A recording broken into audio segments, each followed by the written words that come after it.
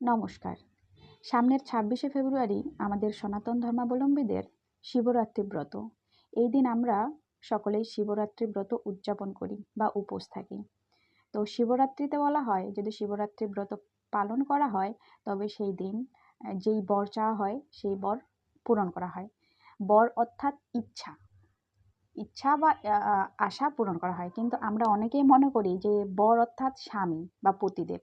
সেই জন্য অনেক কি বলবো অনেকেই আছেন যারা হচ্ছে শিবরাত্রির দিনে বয়ফ্রেন্ডের মাথায় দুধ জল ঢালেন, স্বামীর মাথায় দুধ জল ঢালেন। আবার সেটা ঢালার পরে মানে ফেসবুকে সোশ্যাল মিডিয়ায় মানে প্রচুর ঢালাওভাবে প্রচার করেন।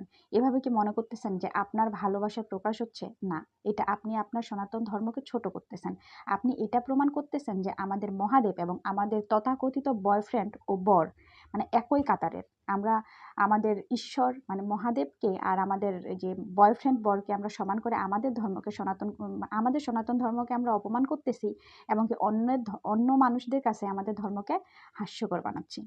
সকল ভাই বোনদের কাছে আমার অনুরোধ, এসব কখনোই করবেন না। আপনার যদি একান্ত ইচ্ছে থেকে থাকে আপনার বয়ফ্রেন্ডের মাথায় বা আপনার বরের মাথায় দুধ জল ঢালার, তবে আপনি ঘরের বসে সেটা করেন।